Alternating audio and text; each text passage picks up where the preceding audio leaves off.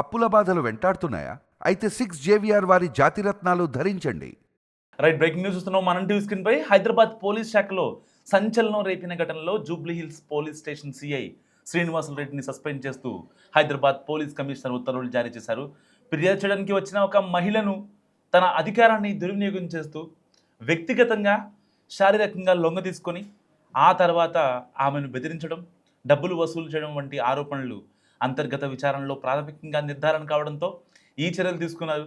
సంగారెడ్డి జిల్లా అమీన్పూర్ పోలీస్ స్టేషన్లో సీఐగా పనిచేస్తున్న సమయంలో తన భర్తపై ఫిర్యాదు చేయడానికి వచ్చిన ఒక మహిళతో శ్రీనివాసులు రెడ్డి పరిచయం పెంచుకున్నారు. ఆమెకు న్యాయం చేస్తానని నమ్మించి ఆ తర్వాత వ్యక్తిగత సంబంధం కొనసాగించినట్లు విచారణలో తేలింది.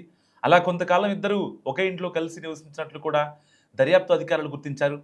బాధిత మహిళ ఫిర్యాదు ప్రకారం తనకు సంబంధించిన వీడియోలను అడ్డంగా పెట్టుకొని శ్రీనివాసులు రెడ్డి తన నుంచి భారీ మొత్తంలో డబ్బులు వసూలు చేశారట. సో దాదాపుగా ₹1,00,00,000 పైగా నగదు తీసుకున్నారని ఆమె ఆరోపిస్తోంది. అంతేకాకుండా తన పదోన్నతులు, బదిలీల కోసం కూడా తన డబ్బులను వినియోగించుకున్నారని కూడా మహిళ ఫిర్యాదులో చెప్తున్న పరిస్థితి. సో ఇలాంటి నేపథ్యంలో ఈ వ్యవహారంపై బాధిత మహిళ ఇటీవల ఉన్నతాధికారులని అలాగే డీజీపీని నేరుగా కలిసి పూర్తి స్థాయి ఆధారాలను సమర్పించారు. ఆమె అందజేసిన ఫిర్యాదు అండ్ వీడియోలు, ఇతర ఆధారాల ఆధారంగా పోలీస్ శాఖ ప్రత్యేక అంతర్గత విచారణ కమిటీని ఏర్పాటు చేసింది. విచారణలో మహిళ చేసిన కీలక ఆరోపణలకు మద్దతుగా ఆధారాలు లభించడంతో శ్రీనివాసులు రెడ్డిపై శాఖాపరమైన చర్యలు తీసుకోవాలని కూడా కమిటీ సిఫార్సు చేసింది.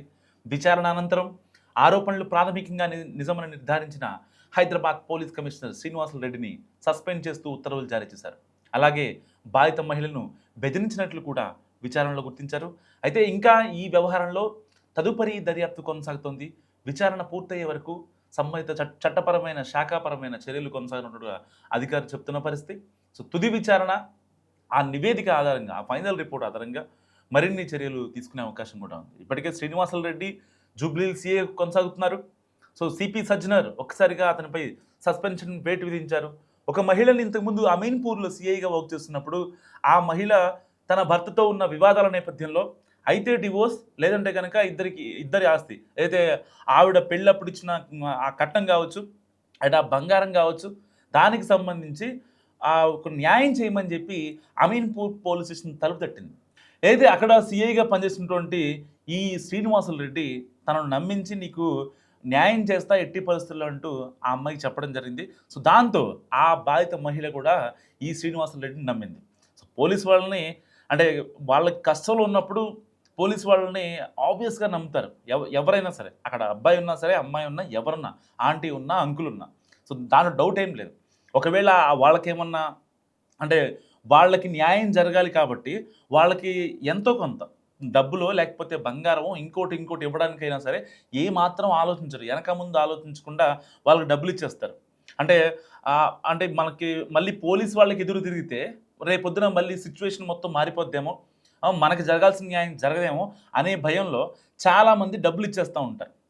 ఇప్పటికీ స్టిల్, అంటే పోలీస్ వాళ్ళు డబ్బులు తీసుకోరు అనేది ఎంత నిజమో, అక్కడ గ్రౌండ్ లెవెల్లో ఇలాంటి పనులు జరిగేది అంతే నిజం. సో ఇలాంటి నేపథ్యంలో ఎప్పుడైతే ఆ అమ్మాయి తరచూ స్టేషన్కి రావడం అండ్ దానికి సంబంధించి ఆవిడ దగ్గర ఉన్న ఆధారాలు ఏవైతే ఉన్నాయో, వాళ్ళ భర్తకు సంబంధించిన ఆ స్క్రీన్ షాట్స్ కావచ్చు, ఆ వాట్సాప్ ఆడియోస్ కావచ్చు, ఇవన్నీ ఎప్పుడైతే శ్రీనివాసులు రెడ్డికి ఆ అమ్మాయి సమర్పించిందో దాని తర్వాత ఈ అమ్మాయిని వ్యక్తిగతంగా వాడుకోవాలి, సో ఎలాగైనా సరే ఆ అమ్మాయిని అనుభవించాలి అనే ఉద్దేశంతో ఆ అమ్మాయిని ఇంకా అంటే బయటికి తీసుకెళ్ళటం, సో దానికి సంబంధించి ఆ అమ్మాయితో మాట్లాడటం, ఇలాంటివన్నీ కూడా చేసేవాడు. అండ్ ఎప్పుడైతే తనకి జూబ్లీ హిల్స్ ట్రాన్స్ఫర్ అయిందో ఆ ట్రాన్స్ఫర్కి కూడా అమీన్పూర్ నుంచి మనం జూబ్లీ హిల్స్ వెళ్ళాలంటే తన పదోన్నతుల విషయంలో కూడా ఆ అమ్మాయి దగ్గర డబ్బులు తీసుకొని ఆ అమ్మాయిని వేధించి, ఆ అమ్మాయి ఏదైతే వీడియోలు తీసుకొని, ఇద్దరు బయటికి వెళ్ళారు కదా, ఆ వీడియోలు తీసుకొని వాళ్ళ భర్తకి చెప్తారని బెదిరించాయంట. అసలు నిజంగా వీడిని సీఐ అంటారా?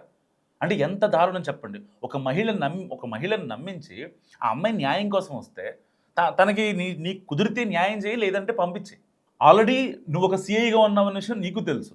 అలాంటప్పుడు ఆ మహిళను నమ్మించాల్సిన అవసరం ఏమొచ్చింది ఇక్కడ? మళ్ళీ అమీన్పూర్ నుంచి ఎప్పుడైతే జూబ్లీ హిల్స్ సీఐగా ట్రాన్స్ఫర్ అయ్యాడో అప్పుడు కూడా ఈ పత్యాపరాలు మొత్తం స్టార్ట్ చేశాడు.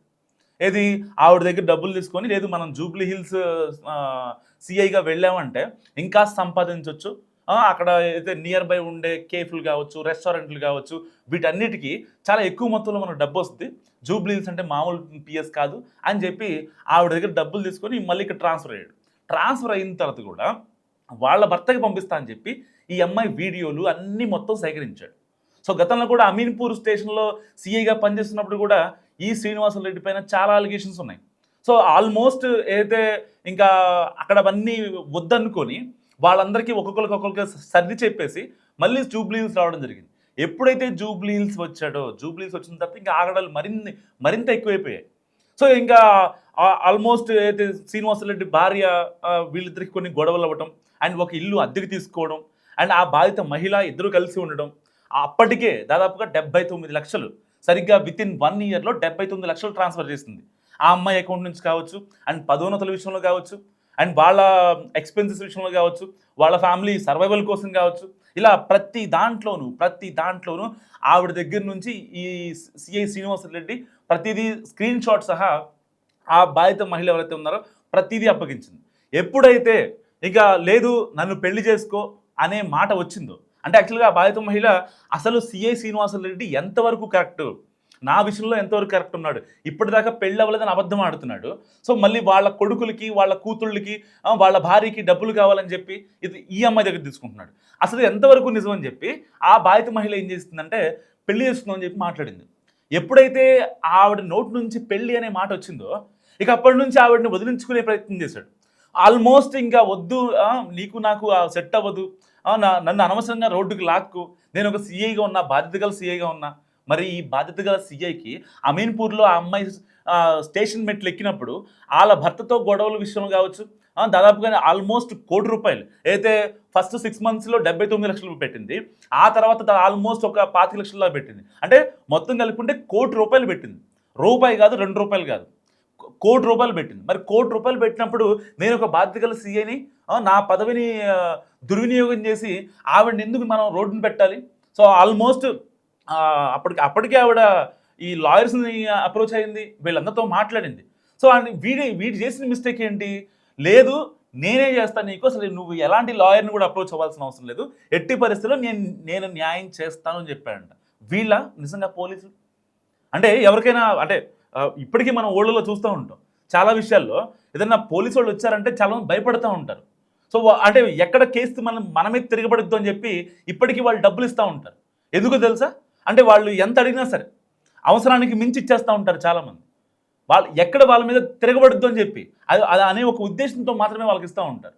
దీన్ని ఆసరాగా తీసుకున్న పోలీసులు, ఇలాంటి పోలీసులు గతంలో మనం చూసాం. ఖమ్మంలో ఒక సిఐ ఒక బాధిత మహిళ వచ్చింది, మా ఆయనతో డివోర్స్ అండి అని చెప్పి మాట్లాడడానికి వచ్చింది, మీరు కొంచెం ఒక మాట చెప్పండి పోలీస్ స్టైల్లో, మీ స్టైల్లో ఒక మాట చెప్తే వింటాడు అని చెప్తే వెంటనే ఆ మహిళతో అక్రమ సంబంధం ఎక్కడి దాకా దారి తీస్తుందంటే ఇంకా అసలు రోడ్డు మీద పడేసే స్థాయికి వెళ్ళిందనమాట. అంటే వీళ్ళ రీసెంట్గా ఒక ట్రైనీ ఐపీఎస్ ఒక తన తోటి ట్రైనీ మహిళ ఐపీఎస్తో ఆల్రెడీ అక్రమ సంబంధం పెట్టుకొని ఆ అమ్మాయి రూమ్కి వెళ్ళి ఆ అమ్మాయిని ఇబ్బంది పెట్టి మెడపై కత్తి పెట్టి ఫోన్ పాస్వర్డ్లు ఇస్తావా ఇవ్వవా అని చెప్పి మళ్ళీ తనకి ఏదో పెళ్ళయిందని చెప్పి మళ్ళీ ఆవిడని ఇబ్బంది పెట్టడం, వాళ్ళ ఆయన్ని ఇబ్బంది పెట్టడం. అంటే అధికారం ఉందనా ఇవన్నీ దుర్వినియోగాలు ఎంతవరకు ఇవన్నీ సెట్ అవుతాయి? ఒక ఎక్స్టెంట్ వరకే. అంటే మనం ఏం చేసిన సెట్ అయిపోద్ది, మనం మాట్లాడిందే వేదం, చేసిందే ఇది చట్టం అని చెప్పి ఎంతవరకు ఉంటుంది? మీ పదవుల విషయంలో కావచ్చు మీరు ఎంత గట్టిగా ఆలోచిస్తారో అండ్ సమాజం కూడా అంతే ఆలోచిస్తుంది. ఆవిడ పక్కా ప్రూఫ్స్తో ఏదైతే పెళ్ళి అన్న తర్వాత ఎప్పుడైతే శ్రీనివాసరెడ్డి నిరాకరించాడో వెంటనే సిపి సజ్జనర్కి ట్వీట్ చేసింది అండ్ మెసేజ్ పెట్టింది అండ్ దాని తర్వాత తన దగ్గర ఉన్న ప్రూఫ్స్ మొత్తాన్ని బయటపెట్టింది. సో ఇలాంటి నేపథ్యంలో సిఐ శ్రీనివాసరెడ్డి పైన సస్పెన్షన్ వేటు విధించింది సిపి సజ్జనర్ ఆఫీస్.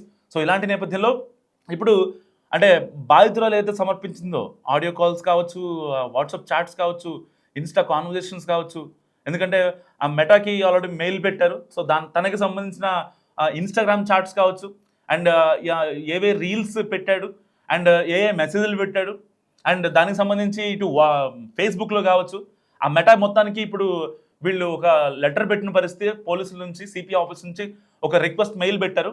సో మరికొద్దిసేపట్లో ఏదైతే సిఐ శ్రీనివాసరెడ్డి చేసిన చాట్కి సంబంధించి మొత్తం పిన్ టు పిన్ వచ్చే అవకాశం ఉంది. సో ఏదేమైనప్పటికీ అంటే పోలీసులు మారాల్సిన వైఖరి ఎంతైనా ఉందనేది నిజంగా సిఐ శ్రీనివాసరెడ్డి ఉదంతంతో మనందరికీ అర్థమవుతున్న విషయం.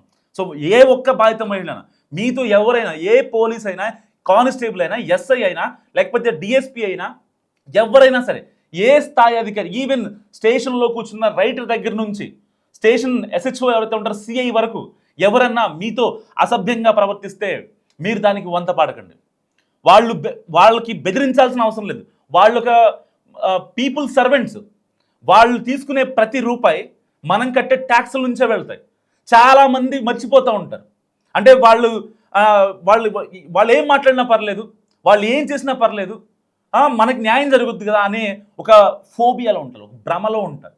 నిజంగా చాలామంది గ్రామాల్లో చాలామంది బయటకు రావాల్సిన సిచ్యువేషన్. మీరు కేసు పెట్టిన తర్వాత ఎఫ్ఐఆర్ ఫైల్ అవ్వాలి. ఎఫ్ఐఆర్ ఫైల్ అయిన తర్వాత ఛార్జ్షీట్ అవ్వాలి. ఛార్జ్షీట్ అయిన తర్వాత పోలీసులు కోర్టుకు సమర్పించాలి.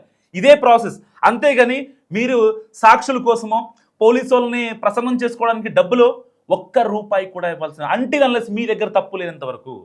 తప్పు ఉందని ఏదైనా సెటిల్మెంట్ కోసం మీరు అక్కడికి అప్రోచ్ అయినా వాళ్ళు చెప్పే మాయ మాటలు, ఎవరైతే పోలీసులు మాయ మాటలు చెప్తారో అలాంటి మాటలు అస్సలు వినకండి, వినాల్సిన అవసరం లేదు.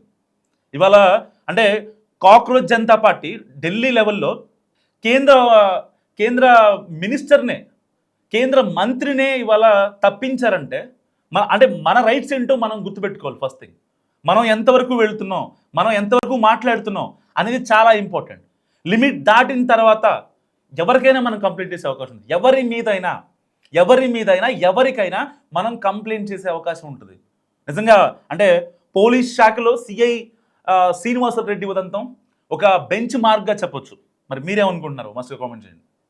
హలో ఒక విషయం చెప్తా, వింటా అంటే ఒక నిమిషం. చెప్పు. ఆ ఫోటోలు ఎడంటాడు ఇచ్చేసినావు, ఓకే? ఉమ్, దాంట్లో నేను ఒక్కనేం లేను, ఉమ్. ఓకే? అది చూసుకో జాగ్రత్త, ఏంటి? అది చూసుకో జాగ్రత్తగా, ఓకే? అవునా? ఆడపిల్లవు కదా. ఓ, ఈరోజు ఆడపిల్లని గుర్తుకొచ్చినానా? రోడ్డు మీద కొట్టినప్పుడు రాలే, మీ ఇంట్లో బట్టలు ఇప్పి కొట్టినప్పుడు గుర్తు రాలేదా? ఎవరిని కొట్టిరో, లిఫ్ట్ లో బట్టలు ఇప్పి కుట్టినప్పుడు గుర్తు రాలేదా ఆడపిల్లని? చెప్తున్నా. ఆడపిల్ల డ్రెస్ జింపి కుట్టినప్పుడు గుర్తు రాలేదా? ఈ బుద్ధి గుర్తుకొచ్చినాను ఆడపిల్లనని. నా జీవితం బొగ్గుపాలు చేసి ఈ బుద్ధి ఆడపిల్లనని గుర్తుకొచ్చినానా? రోడ్డు మీద పెట్టినవే నన్ను తెచ్చి అన్యాయం చేసి పెట్టారే. ఇంకేం చేసేస్తారు? ఎవరిని రోడ్డుని మీరు పెట్టారు. మీరు నా జీవితాన్ని నాశనం చేసి రోడ్డు మీద పెట్టావు. ఇక చూసుకుందాంలే. మాదేమో నాకు పోతే పోనీ, నా పరువు ఏమైతుంది? పరువు పోతే పోనీ. ఇన్ని రోజులు అదే కదా నువ్వు అన్నావు. నువ్వు పిక్కోపో, నువ్వేం పిక్కుంటావు పిక్కోపో, ఏం చేస్తావు చేసుకోపో అన్నావు కదా. పోనీలో వదిలే, ఏదైతే అదేమని పానాలు పోతాయి అంతే కదా. నో ప్రాబ్లం, చలో.